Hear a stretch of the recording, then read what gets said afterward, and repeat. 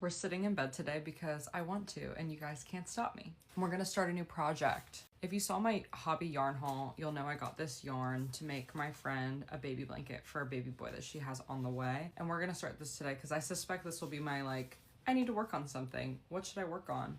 I'm gonna work on this because it's not gonna take me too much brain power. Here is my inspo photo that I got on Pinterest. Super simple, continuous granny square blanket. I think I'm gonna start with the darkest color and work my way to the lighter ones. I think I like how that'll work. Am I dreading weaving in all these ends? Yes, deeply. I really don't know why I do this to myself.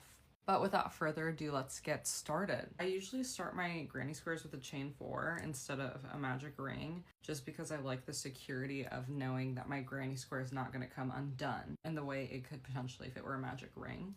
I know everyone does granny squares differently. I'm gonna do mine how I've always done them, which is 3 double crochet clusters and then chain 2 for the corners. I really wanted a blanket that could be really classic and timeless, and this is her second baby boy, so it's all boys right now in their family. So the blue baby blanket I feel still fits the vibe for the house, if you know what I mean. Do you ever work on a project for so long that your brain is just in the place of doing the last stitch you worked on? I'm literally right now messing up because I'm still muscle memoried into my last project that I finished. So I have to make sure that I do this right.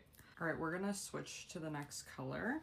I like to make a slip knot with my yarn when I switch colors because I'm always scared that the tail is gonna come undone or something. Some people just make a loop and pull their next color through, and I'm not brave enough to do that. I'm not brave enough.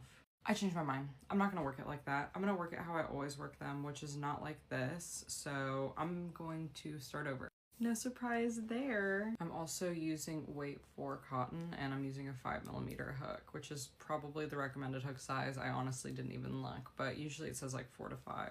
The way I always change colors in granny squares is first things first, I slip stitch into the top of the chain 3 from the beginning of my round. And then usually I just fasten it off. This tiny little square, I'll just fasten it off, cut the tail.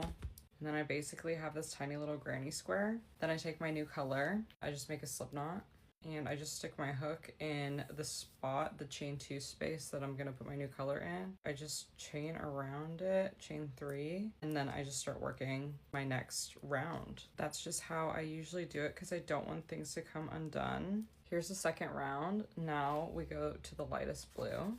And I always start my next round where I left off, just so the ends are in the same place. I like having my ends in the same place. Some people don't.